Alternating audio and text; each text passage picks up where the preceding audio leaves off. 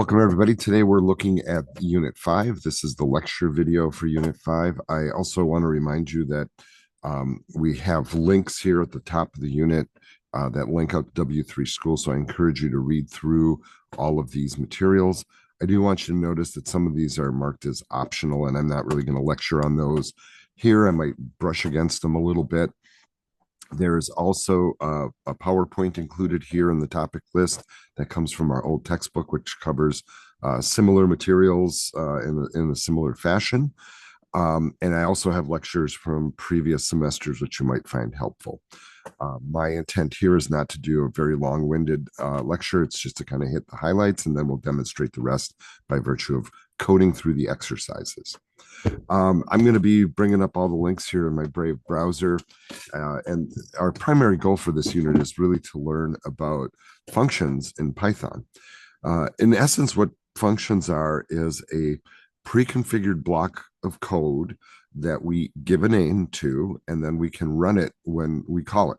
And the advantage of this is when you come up with, let's say, a little mini algorithm, if you will, of a way to do something, whether it's something simple like do a calculation or put something on the screen, or maybe it's actually a complex series of tasks, you can just simply call it once and it will execute all those tasks. It's particularly useful if you plan on doing that over and over again. And it also helps to kind of simplify things into kind of logical, organized chunks of information, where you can just kind of think of things from a larger scale or from a top-down view, as opposed to like the little individual steps it takes to complete something. Now notice that a function can return data as well, so you can send information to it. You can also receive information from it if necessary. And one really nice thing about functions is it helps you kind of avoid like repeating code you've already typed, because if it's something you've already created, you can just bundle it into a function and then just call the function, right? And if that's one step or 50 steps. To create a function, we use the keyword def, which is to define a function. We give it a name, and then we follow it with a set of parentheses. Sometimes we put things inside the parentheses, and sometimes we don't. At the end of that statement, we have a colon, just kind of like we do with an if statement, and then the code that belongs to the function would be indented consistently within the function. And the code that goes inside of a function, by the way, is any Python code that you can create, right? It doesn't have to be anything particular like a print statement. It could be if statements, loops, whatever, right? Whatever it is that you code in Python, you can put inside of a function. All right, so if you kind of take a look at this, and let's play with this just a little bit, and I'll use the Triad editor here to do the demos. Using a function, right? And let's say this function just prints hello, right? I'm just going to click into the little editor here, and you know what? Let's ramp it up a little bit and do this print statement. Let's say a couple of times, right? Like that. And once again, you could put any Python statements inside here. I just want to show you don't have to go with something super simple. So you define it, but defining it alone, and this is kind of interesting. So I'm going to remove this, and if I hit run, what you're going to notice is nothing happens, because this is just a definition for the function. All right. In order for the function to actually execute, you have to call it by name precisely as it is written. And notice it didn't do a thing. So if I call the function, it will then run. It is being a little sluggish today, but there you go, right? And then here's the beauty of it. If I wanted to repeat that task a few times, I just simply paste the function call in a few times, and then it will execute those steps over and over again. Now, this isn't a super impressive demo because we're doing really simple print statements, but if it was like 50 programming steps with loops and if statements and complicated math, it would repeat all of that with one function call. So that's the power of it. The beauty of creating functions also, by the way, is the fact that they are reusable.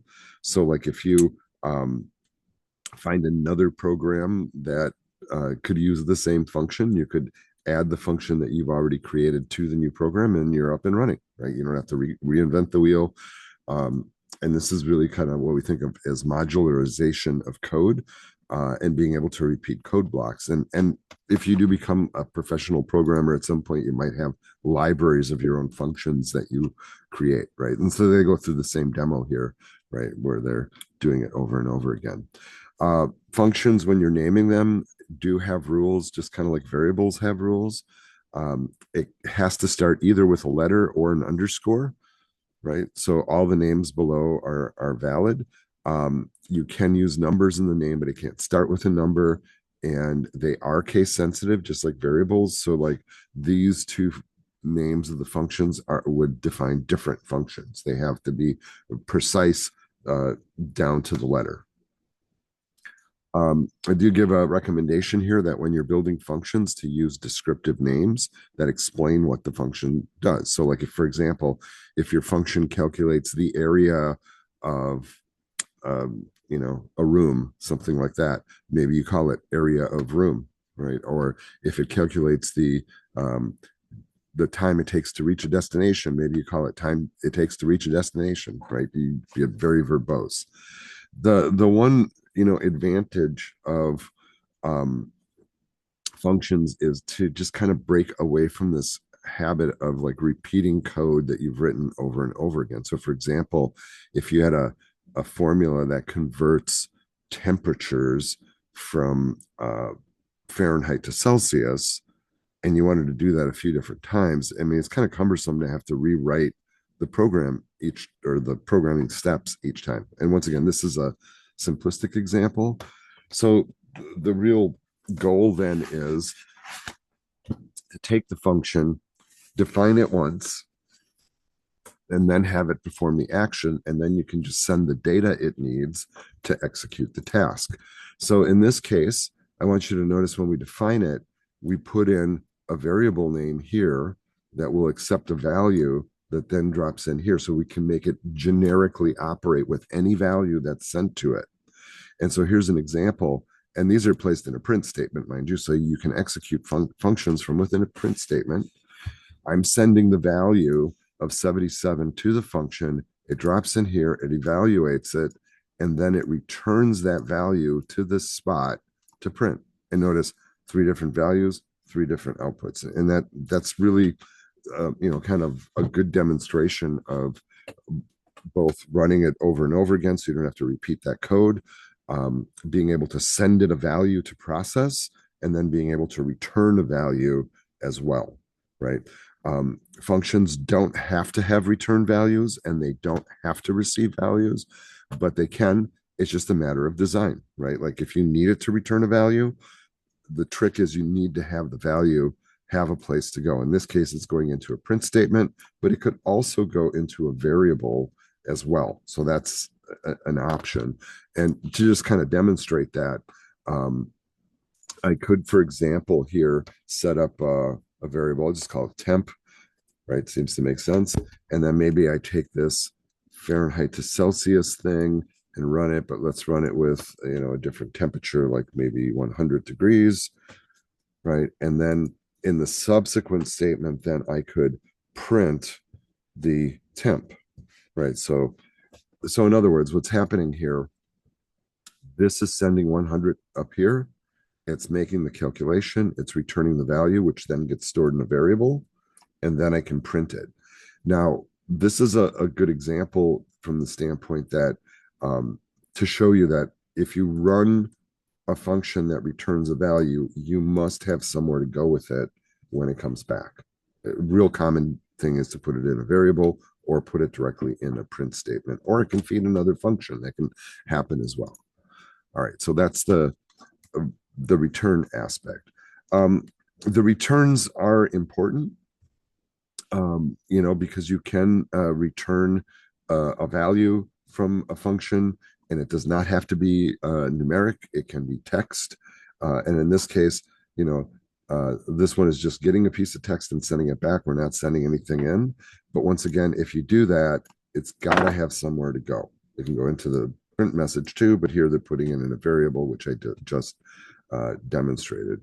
You can also use it directly in the print statement, which I've been saying kind of all along. This is kind of interesting. It says if it doesn't have a return statement, it returns none by default. There's also this secondary statement called pass that we sometimes use when we're building functions and we're not quite done with them, right? And what the pass statement does is it just is basically placeholder code. So, for example, you might have in your mind, well, I'm going to build a function that does this, and I'm going to build a function that does that. You don't know what you're going to put in there yet, but you know you're going to build it. So you just put the pass statement in so you don't get errors in your code. If I just leave an empty function, the compiler, debugger, or whatever is going to throw error messages at you. So this is really kind of a good thing to do if your function's not complete or you haven't written it yet, but you just defined it by name. Let's look at the concept of Python arguments, right? Arguments are basically information that can be passed into functions. Usually you throw those inside of, not usually, you always throw those inside of parentheses. If you have more than one value you're throwing in, you just separate them with a comma. The example below, we are setting up a function that accepts a value, right? And whatever you name it here in the function, that becomes a variable inside the function. And then outside the function, when you call it, this is expecting to receive something, so you have to throw something in. And in this case, it's a string, but every time I run it, I'm throwing something in and sending it. So this would be considered an argument, basically, that we're sending into a function. All right. They sometimes use this terminology interchangeably, so I think it's kind of relevant to note this, that you hear programmers call the stuff inside the parentheses either arguments or parameters kind of interchangeably, and a lot of people don't really know the difference between the two. But technically, from a function's perspective, the parameter is the variable listed inside the parentheses in the function definition. So this would be considered a parameter. From outside the function, this would be considered an argument that's being sent to it. So, and real frankly, once again, even professional programmers mix those two terms up quite a bit. The number of arguments you send is really dependent on what your goals are. It's possible to send in many arguments. Notice this function will accept 2 arguments coming in, and you feed it in, and it takes the first name and last name and basically pastes them together with a space in between. And so when you're calling it, then you also have to send the information in the same order that it's expected to be received, right? And that's pretty important. If you only send in 1 argument and it's expecting 2, you will get errors. Okay, so you have to be consistent in what you're sending in. And if you're not sure, you just find the function itself and look at what it's expecting and then adjust it.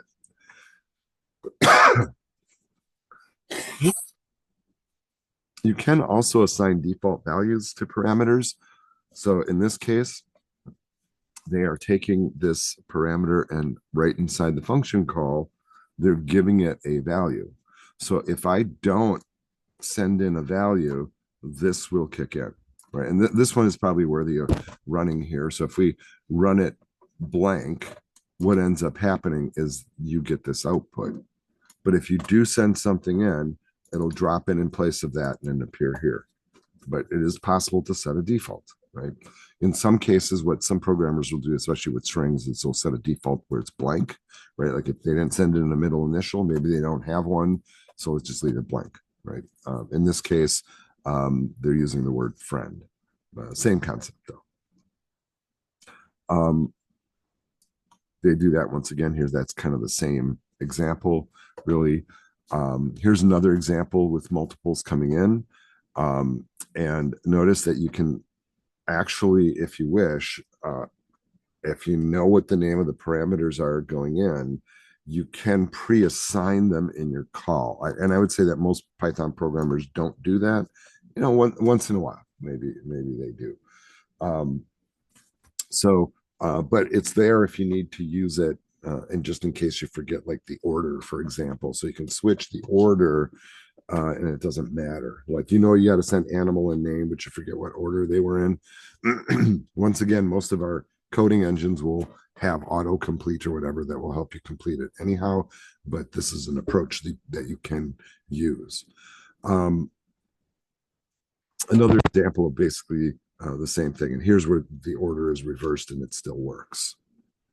Um,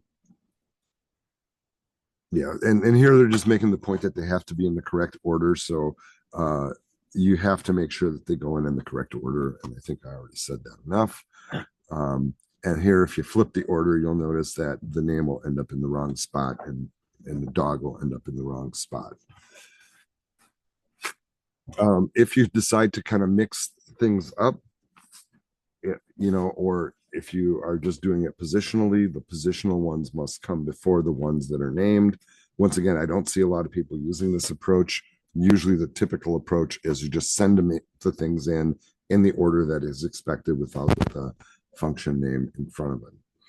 It is possible to pass in different data types.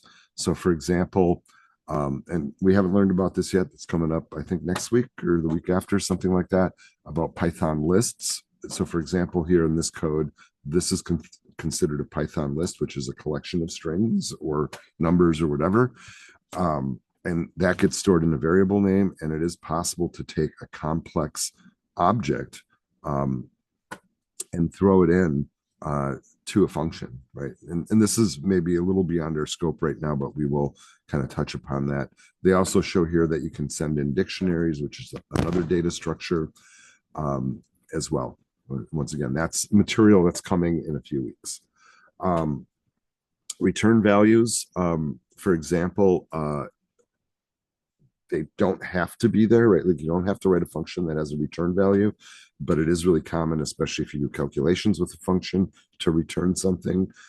And you can do the calculation, store the stuff in a variable, and then return the variable, or you can just brute force return the calculation. Either way works, right? And that's a matter of preference of coding style. Skipping the variable, of course, skips memory usage, which makes it slightly more efficient. They do talk about, once again, returning different data types like lists and dictionaries. And this is kind of interesting too, that you can actually put a function together and have only positional arguments. So in other words, you can add a comma and a / after the arguments, and it says without this you're actually allowed to use the keyword arguments even if function expects positional ones. And I'd say this is a more advanced skill that you shouldn't really worry about at this point. I think that covers most of what I want to cover here. You guys can keep reading on here because they get a little bit complicated with the positioning stuff, and I do want to move on to the next topic here, which is variable scope, which was down here. Scope is a term that we use in programming that describes where a variable is available from within the code that it exists, right? And typically a variable exists within a block of code. So it says a variable created inside a function belongs to the local scope of that function and can only be used inside the function. So for example, if I have this function and I define x as a variable, outside of the function, x is not a thing, right? It only exists inside the function when the function is running, and then it goes away. I can't write other code, let's say down below here, that can access that x, right? So that's considered, so x is in scope inside that function. When we get outside the function, it is considered out of scope. Here they have an example, and this is the thing you can do. You can put a function inside of a function, and the local variable can be accessed from within that function because they're part of the same structure, right? That's a little bit different than the global part of the program, and there's that keyword. If you did need to use a variable outside the function, then normally what we do is we define it outside the function first. Then the function can still use it, right? And we can use it with the rest of the program. And that would be considered global scope. So it's global to all the stuff that's inside the program. Doesn't matter if it's inside of a function or out. It's defined on the top level, so everything inside there can access it. Now, you got one thing you do have to be careful about, all right? And programmers do this, and Python is probably the worst language about it. If you have a local X inside of a function and you have a global X, um, and notice it says the function will print local X and then the code will print global X. So in other words, they kind of figure out where they're at. It's kind of the point, right? So if I ran this, and let's just run it so you can see kind of what I'm talking about. We define the function, so X inside of here is 200. We call that function and it prints 200. But out here, it only recognizes this one, so it prints 300. And then once again, that's a pretty good example of scope. Really, the better practice is, why would you be naming the thing inside here the same as the thing outside? Now, remember, in Python, it works. Other languages might start screaming at you that and really kind of push you away from that. But really, it only leads to confusion if you use the same name. So I strongly encourage people, name things separately. If you want to make something inside of a function global, you can use the global keyword in front of it. So that's a thing. So then outside the function, I can use what it was defined inside here. I would say this is kind of a special use case scenario. You have to have kind of a logical reason to be doing that. But it is possible, right? So, but then you use the global keyword that allows it to propagate basically upwards through the function. They have a couple things there that explain it. There's also the non-local keyword, and once again, I call this a little bit more advanced. And it says here, it's used to work with variables inside nested functions, and it makes the variable belong to the outer function, right? So it's non-local to here, and it would be then equivalent to the one up here, right?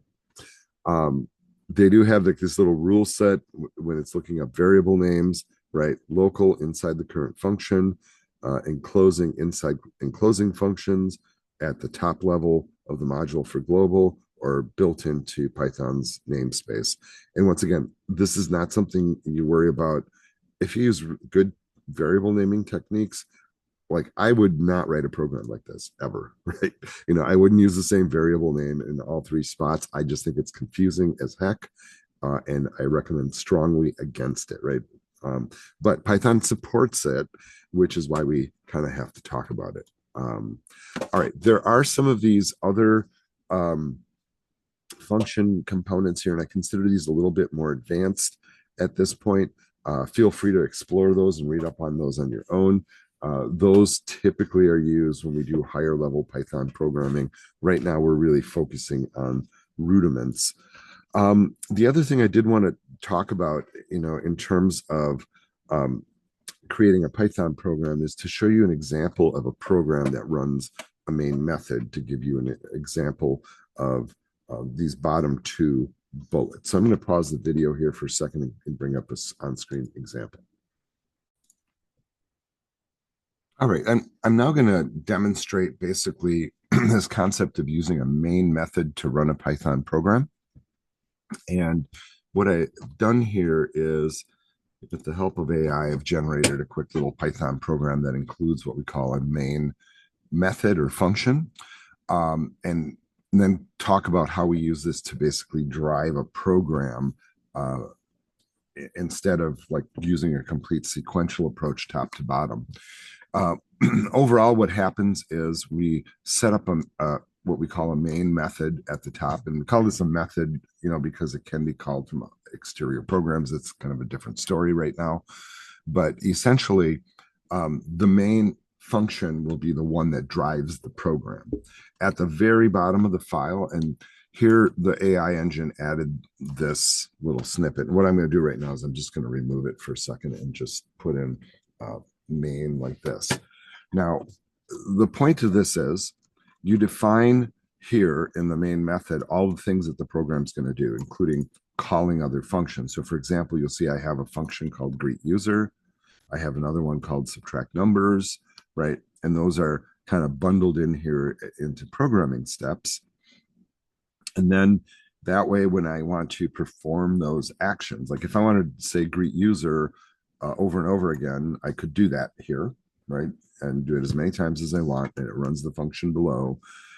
And then ultimately, to get the whole program to run, I just need a main function call at the bottom, which will trigger the main program body, and then that will trigger functions below. And this is a really common approach to building programs. If you work in languages outside of Python, like Java or C# or something like that, right? Very typical ones that we teach here.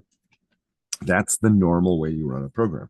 In Python, you don't have to do that, but a lot of programmers who come from other traditional languages like that approach because it allows you to kind of structure everything, and you use the main method at the top to basically steer all the functions in the program. So if I had like 20 different functions, so it might be like login user, greet user, display content, display content, display content, greet user, do some math, whatever. And they're all function calls that sit inside the main method that bounce to other functions. And then to get the whole thing to run, we just call it at the bottom.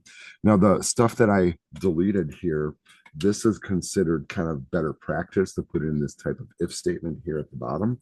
And so in other words, what this does is it runs the main method automatically if it exists, right? And then it basically disables exterior programs that are trying to run the main method externally. And that's a whole thing that we haven't talked about yet earlier. The preferred approach for you guys, at least at this level, would be to do it like this. Now, keep in mind, if you're running your program with the main method and you forget to put this at the bottom, the program won't do anything. Just sit there, right? Because you still need to call the function to make it run regardless of what the complexity is. But this is really kind of a good example where I have like 3 functions that I've had added to the program, and then the main method, this basically is the program here, and then that's calling the other functions to do the work. And then I call the main function to just get the whole thing to run, right? And this is considered a really good approach, especially if your program gets complex, because that way up here in the main method, you're just making function calls and simple maneuvers. And we'll demonstrate this in class, but that is, how you build a Python program using a main method.